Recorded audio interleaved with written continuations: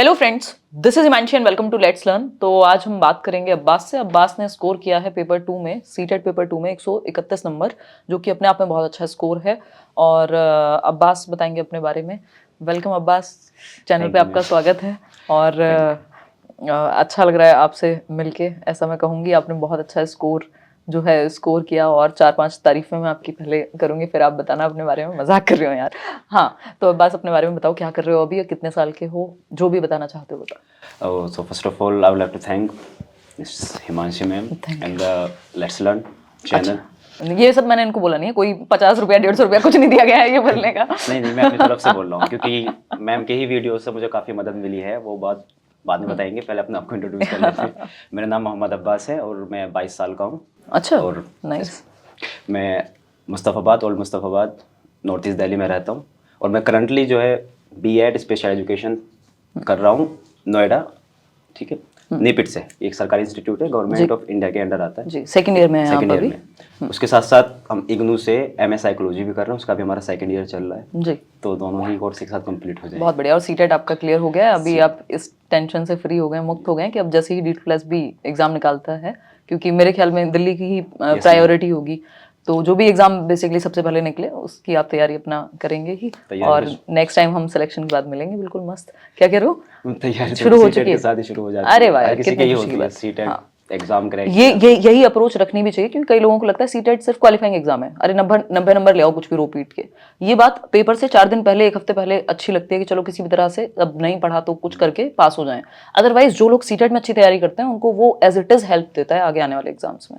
तो कैसे तैयारी की अब्बास? 131 नंबर जो है, ये SST आपके पास था। Yes ma'am. तो कैसे आपने स्कोर किया? एक तो CDP में कितने नंबर है? CDP में हमारे पेपर 1 में 29, तो पेपर 2 में 27। अच्छा, पेपर 1 का अब्बास का स्कोर है 124 या 121? कोई नहीं। और वो भी अच्छा स्कोर है। इस बार जो है स्कोर जो रहा करते थे 140s में, वो उस तरह के स्कोर्स कम देखने को मिले हैं। और अब्बास 29 है आपके CDP में। 29। आपका हिंदी इंग्लिश में कितने हैं? 25। अच्छा। और SST में? SST उसमें 54 है। अरे वाह, 60 में से। तो आप एक एक करके आपने जो भी 4 सब्जेक्ट हैं उनके बारे में बताइए, कैसे आपने प्रिपरेशन की? तो सबसे पहले सब्जेक्ट वही होता है CDP। एक्चुअली अगर आप रेगुलरली आप B.Ed करते हैं या D.Ed करते हैं तो आप साइकोलॉजिस्ट में पढ़ते हैं। बिल्कुल सही बात। तो ये कोई बड़ी बात नहीं है अगर आप रेगुलरली उसमें ध्यान दे रहे हैं, पढ़ रहे हैं, तो CDP में ज़्यादा नंबर लाना 25 प्लस आप क्या आ सकते हैं आसानी से, वो ज़्यादा बड़ी बात होती नहीं है। बिल्कुल। तो हमारा एग्जाम जो था सेकेंड सेमेस्टर का जस्ट जुलाई में ही फिनिश हुए थे। ओके, तो सब चीजें रिवाइज्ड थी पहले से। हमारा प्लान भी था कि बट आपके 29 नंबर आए हैं ना? इसमें हाँ, 29 नंबर रेयर ही आते हैं बिना अच्छे से पढ़े, बेशक आप रेगुलर क्यों ना कर रहे हो। तो बताइए फिर, थोड़ा और कुछ एक्स्ट्रा पढ़ा, उसमें नहीं पढ़ा? हमारे वीडियोस भी देख लिए कि नहीं देखे, ये बता दो। यही होता है एक्चुअली। सबसे पहले जब एग्जाम फर्स्ट सेमेस्टर का था तो उसमें साइकोलॉजिकल सब्जेक्ट था, उसमें थियरीज थी। तो हमने सर्च करा यूट्यूब पे, सबसे पहले आपका चैनल आया। उससे पहले हमने आपकी वीडियो नहीं देखी थी, ईमानदारी से बताएंगे, लेकिन हमने और बच्चों को देखा था। अच्छा। आपकी वीडियोस देखते हुए। अच्छा, लेकिन हमें पता नहीं था आप क्या पढ़ाते हैं, क्या होता है। लेकिन बच्चों को हमें शक्ल याद थी, आपका चेहरा आया तो हमने सोचा बच्चे और लोग देखते हैं तो हम भी देख के देखते हैं इस वीडियो में क्या है। तो आपकी सबसे पहले मैंने साइको एनालिटिक थ्योरी पढ़ी थी। अच्छा, हाँ जी। तो उसमें जिस तरीके से आपने समझाया मुझे समझ में आया। अच्छा लगा। और वो तो पुरानी वीडियो होगी यूट्यूब वाली, बहुत पुरानी थी।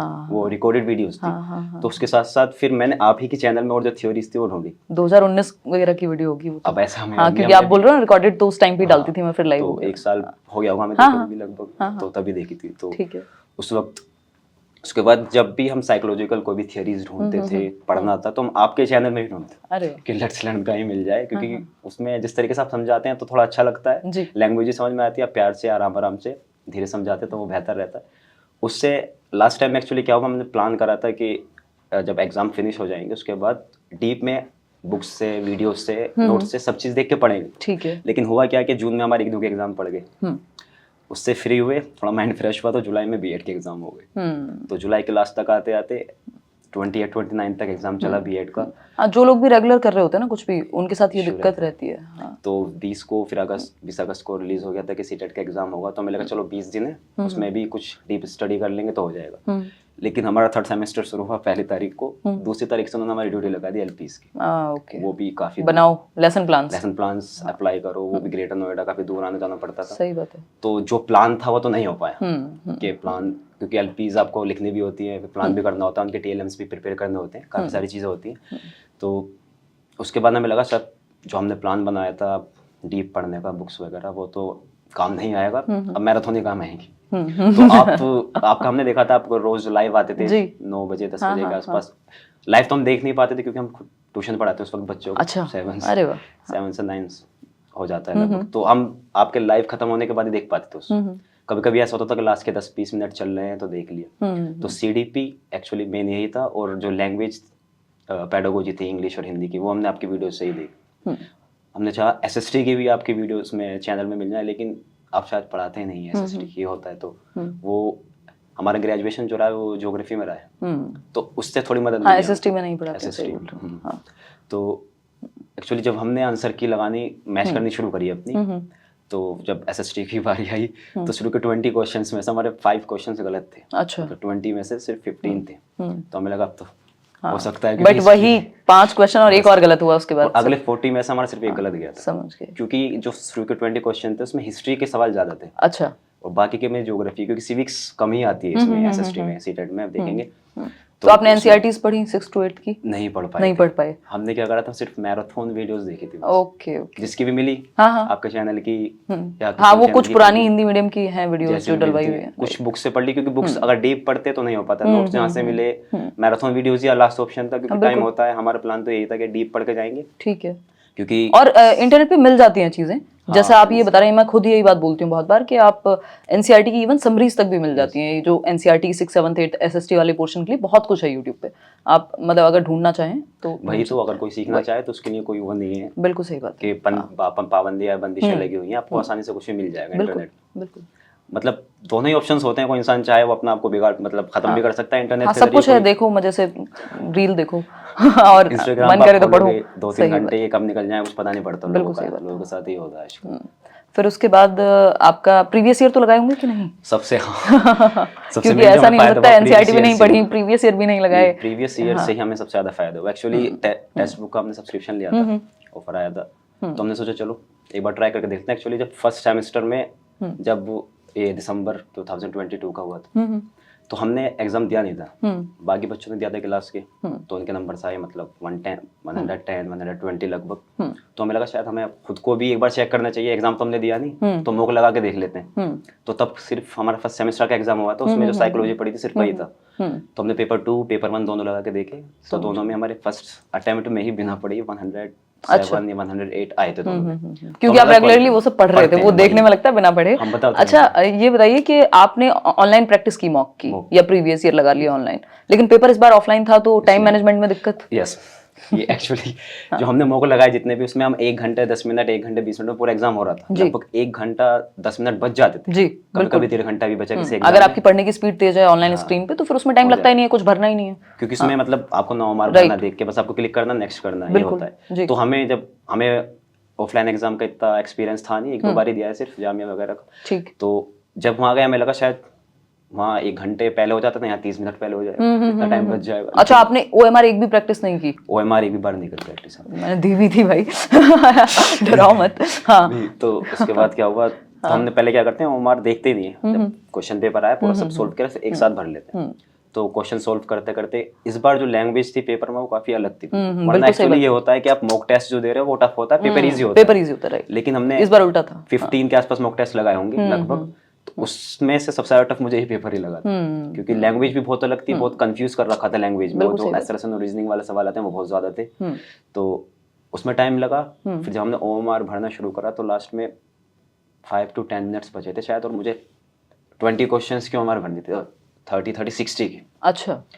तो तब हड़बड़ी में एक क्वेश्चन गलत भी हो गया था उसकी वजह से। इवन आप अगर प्रैक्टिस करके गए होते तो मुझे लगता है ये स्कोर थोड़ा और बेटर हो जाता, 40 तक ना पहुंच जाते कहीं आप 100। नहीं, हमें उम्मीद थी, मतलब यही था कि लगभग 135 तो लाने क्योंकि क्वालिफाई तो हो जाता, क्योंकि पहले भी करके देख लिया था। अच्छा, पिछली बार भी दिया था जब ऑनलाइन वाला पेपर? ये तो फर्स्ट अटेम्प्ट है हमारा। फर्स्ट अटेम्प्ट था? अरे वाह, तो मॉक से आपको आइडिया था? मॉक से आइडिया था, क्योंकि 100+ आए रहे थे हर बार। समझ गई। 15-17। तो आपका कितने टाइम में फिर वहाँ मुश्किल से 2.5 घंटे में पेपर पूरा हुआ है ऑफलाइन में? फिर आप कहेंगे जैसे मैंने लास्ट 150 क्वेश्चन का सर्कल लगाया तो घंटी बज गई उसके 5 या 10 सेकंड बाद ही। अच्छा, लगभग। और उसी में हड़बड़ी में एक क्वेश्चन, जबकि आप पेपर को सॉल्व जल्दी कर पा रहे थे, उसके बावजूद वो टाइम लगा है। ऑनलाइन जो पेपर और लैंग्वेज भी इस बार टिपिकल, वो तो 1 या 1.5 घंटा, उससे ज्यादा टाइम नहीं लगता इसमें। राइट, क्योंकि ऑफलाइन में अलग चीज होती है। बिल्कुल सही बात। उसके बाद हमारा इसलिए पेपर अगर जिस भी मोड में, उसी मोड में प्रैक्टिस करके जानी चाहिए, जरूरी है वो चीज। क्योंकि चलिए मान लेते हैं बास की तैयारी बहुत अच्छी थी, तो उस चक्कर में मान लो 10 नंबर का फर्क भी पड़ गया, तब भी वो बहुत अच्छा स्कोर गेन कर पाए। लेकिन अगर किसी की तैयारी उतनी अच्छी नहीं है, या फिर घबरा जाए मान लो बहुत ज्यादा कोई पेपर में जाके, क्योंकि वो सब कुछ अलग लग रहा है आपको, तो उसमें दिक्कत होती है। अगर पेपर ऑनलाइन है आपका तो ऑनलाइन मॉक जरूर देके जाओ, ऑफलाइन है तो ऑनलाइन भी पढ़ लो, ऑनलाइन भी मॉक दे लो, आपके पास टाइम है तो। लेकिन ऑफलाइन भी 2-4-5 शीट अपनी OMR वाली प्रैक्टिस करके जाओ। लास्ट टाइम मैंने शेयर भी की थी, इवन सेम बिल्कुल सीटेट की ही OMR शीट जो है शेयर की थी। क्योंकि एक बार क्या होता है, SSC के छोटे छोटे से गोले होते हैं, सीटेट के कंपैरेटिवली थोड़े से बड़े होते हैं जो सर्कल्स होते हैं OMR के, तो वो जरूरी है, स्पेशली जो लोग फर्स्ट टाइम एग्जाम देने जा रहे हैं। अगर कि वो अगर संभावना भी है मान लो गलतियों की, वो कम हो जाती है वहाँ प्रैक्टिस से। ये मैं अब आपको नहीं कह रही हूँ, आपका स्कोर हो गया अच्छा, ठीक है, अब आप आगे से खुद ही। आपने कहा बेहतर हो सकता है, हमें भी लगा वहां जाकर, क्योंकि दोनों पेपर थे जी। फिर पहला पेपर हमने दिया तो उसमें एक्सपीरियंस हो गया, टाइम का परेशानी हो रही है, इसलिए वहां पे स्कोर थोड़ा सा। सेकंड टाइम में जो सेकंड पेपर था उसमें हम थोड़ा बेहतर कर पाए, 5-10 मिनट पहले हो गया था। लेकिन फर्स्ट पेपर में बहुत प्रॉब्लम हुई, तो उसमें भी 1-2 सवाल गलत हो गए थे, सेकंड में नहीं हो पाए। राइट। और इवन वो लैंग्वेज भी ऑनलाइन में इजीली आप चूज कर पाते हो, यहाँ पे आपको देखना पड़ता है 1 कौन सी है 2 कौन सी है। लेकिन इससे पहले एक बार हुआ था, इससे पहले जब भी एग्जाम होते थे ऑफलाइन, उसमें लिखा हुआ नहीं रहता था, लगातार लैंग्वेज होती थी। इस बार जो पेपर है उसमें लिखा हुआ था क्लियरली कि आपने लैंग्वेज 1 में अगर हिंदी लिए तो इस सेक्शन को करें। ये बड़ी अच्छी बात है, इस बार दिया है। लेकिन इससे पहले हमारे वो सेक्शन अभी तक मैंने नहीं देखा है, ये बड़ी अच्छी बात है। क्योंकि ये तो मैं हमेशा बोल के ही भेजती हूँ, मेरी नजर में तो वैसी चीज है। काफी लोग हमारे साथ के भी हमारे फ्रेंड थे, उन्होंने भी हाँ, वो पूरी लैंग्वेज गलत भर देते हैं लोग गलती से कई बार। पेपर 2 में भी कितने लोगों के साथ ऐसा हुआ है कि वो मैथ और साइंस के क्वेश्चन सोल्व हाँ, जबकि आपका SST था। SST था, हाँ बिल्कुल। तो प्रीवियस ईयर उन्होंने अच्छे से किए। और क्या 2011 से या फिर बाद के? वो जितने भी आए लगभग लास्ट 4 या 5 इयर्स के 5 इयर्स बहुत होता है। 5 मॉक टेस्ट भी हमें लगता है, क्योंकि इससे पहले और भी हमने एग्जाम दिए हैं मॉक टेस्ट और रियल में, तो लगता है मॉक टेस्ट टफ होते हैं काफी। उसके मुकाबले आप मॉक टेस्ट में अगर 100 ला रहे हैं तो आप रियल में 120 ले आएंगे आसानी से। सही बात है। तो हमें लगा मॉक टेस्ट की लैंग्वेज थोड़ी टफ है तो पेपर इजी आएगा। और जब ये इसका नोटिफिकेशन आया था सीटेट का कि ये ऑफलाइन होगा, तो हमें लगा शायद प्रॉब्लम होगी, क्योंकि थोड़ा हमें कंप्यूटर या लैपटॉप अच्छा लगता है, थोड़ा आदत भी है। जो इन्होंने एकदम से चेंज कर दिया। बिल्कुल। जो एग्जाम होते हैं सब ऑनलाइन ही होते हैं बाकी, जो हमने ट्राई भी करे इससे पहले। तो लेकिन जो बाकी के लोग थे जो पहले दे चुके थे वो कहते थे अच्छा हुआ कि ऑफलाइन होगा तो पेपर आसान आएगा, ऑनलाइन टफ आता है, लेकिन ऐसा हुआ नहीं। तो वही पहली बार ऐसा हुआ कि मॉक टेस्ट अब वही है कि एक हद तक ही प्रेडिक्ट किया जा सकता है, जबकि फायदा ये है सीटेट का कि आता सिलेबस से ही है, लेकिन वही है कि उसको इतना मुश्किल बना दिया गया। लैंग्वेज, हाँ, लैंग्वेज का ही सारा खेल है, क्योंकि पेडागोजिकल जितने भी क्वेश्चन हैं और हर सब्जेक्ट में पेडागोजी है, तो वहाँ लैंग्वेज का बहुत बड़ा रोल हो जाता है। इसलिए आपकी अंडरस्टैंडिंग जो है पढ़ के समझने की कॉन्टेक्स्ट में, वो बहुत अच्छी होनी जरूरी है सीटेट में, नहीं तो दिक्कत होती है। इसके अलावा कुछ मिस्टेक्स आप बताना चाहेंगे, या कुछ भी अपना एक्सपीरियंस के ये 2-3 बातें हैं जो ध्यान रखें, टिप्स कह लो एक तरह से सीटेट को लेकर? जो सब मोस्टली प्रोबेबली ये कहते होंगे सब के प्रीवियस ईयर्स आपको लगाने चाहिए। बिल्कुल। क्योंकि अगर आप कितना ही पढ़ लो, अगर आपको आइडिया नहीं है कि पेपर में जो क्वेश्चन है वो कहाँ से किस तरीके से बन सकते हैं, तो आप कंपैरेटिवली जो आपकी कैपेसिटी है उससे कम ही स्कोर कर पाएंगे, वो बात अलग। लेकिन अगर आप प्रीवियस ईयर लगा जाते हैं, मॉक टेस्ट भी लगाते हैं, वो इस हिसाब से बने होते हैं कि क्वेश्चन इस तरीके के आ सकते हैं। वो सिर्फ आपको मॉक टेस्ट सोल्व ही नहीं करना, उसे एनालाइज भी करना चाहिए, उसके सॉल्यूशंस। यही बात प्रीवियस ईयर के लिए भी बिल्कुल, प्रीवियस ईयर के लिए भी, ताकि हो सकता है उसमें से भी कोई क्वेश्चंस रिपीट हो जाए। हमारे में केस में हुआ नहीं है ऐसे, लेकिन हो सकता है आपके लक बाय चांस। लेकिन अगर आपको आइडिया ही नहीं है कि क्वेश्चन कहाँ से किस तरीके से बन पाएंगे, तो आप अगर बुक्स भी पढ़ते हैं तो आप टाइम ज्यादा कंज्यूम करेंगे उसमें। बिल्कुल सही बात कि आपको हर चीज इंपॉर्टेंट लगेगी कि इसमें से भी आ सकता है, इसमें से भी आ सकता है। बिल्कुल, वो सिलेबस और प्रीवियस ईयर को ही स्टिक करके रखना है।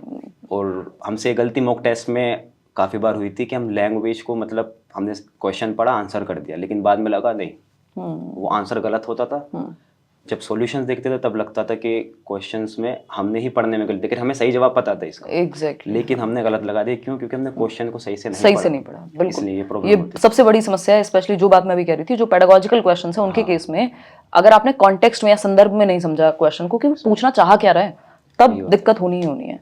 तो और वो चीज आती है प्रैक्टिस से भी, वो इंप्रूव होती है आपकी कि आप कॉन्टेक्स्ट समझने लगते हैं कि एग्जामिनर पूछना क्या चाह रहा है या इस पेपर की लैंग्वेज है कैसी। तो उस चीज़ का फर्क पड़ता है, प्रैक्टिस से ये सब चीज़ें इंप्रूव हो जाती हैं। और अगर सही टीचर मिल जाए, किताबें मिल जाएं, तो उस चीज़ का भी फर्क पड़ता है। क्योंकि पेडागोजी वैसा सब्जेक्ट है कि इसमें टीचर का बहुत बड़ा रोल कई बार, मतलब मैं पर्सनली मुझे ऐसा ही लगता है वैसे तो हर सब्जेक्ट में होता ही है टीचर्स का रोल, बट पेडागोजी क्योंकि हम बचपन से नहीं पढ़ रहे होते, ये अपना में आप में एक माइंडसेट प्रिपरेशन जैसा है कि आप टीचिंग का एक माइंडसेट बना रहे हैं। वैसा टीचिंग स्किल्स इसी के जरिए आती है, क्योंकि एक चीज की नॉलेज होना कि आपको कितनी नॉलेज है वो हो सकती है, लेकिन उसे पढ़ाना वो अलग चीज है। बिल्कुल सही बात है, आप सीख सकते हैं वो। तो धन्यवाद अब्बास, मिल के अच्छा लगा, बड़ा पॉजिटिव सी फीलिंग है। और ऑल द बेस्ट आगे के लिए, है ना। चलिए आज के लिए इतना ही। अगर आपको ये सेशन पसंद आया हो तो आप अपने विचार कमेंट्स में बता सकते हैं, वीडियो को लाइक कर सकते हैं, चैनल को सब्सक्राइब कर सकते हैं, ऐसे कहना ड्रिल होती है ना। चलिए टेक केयर, धन्यवाद।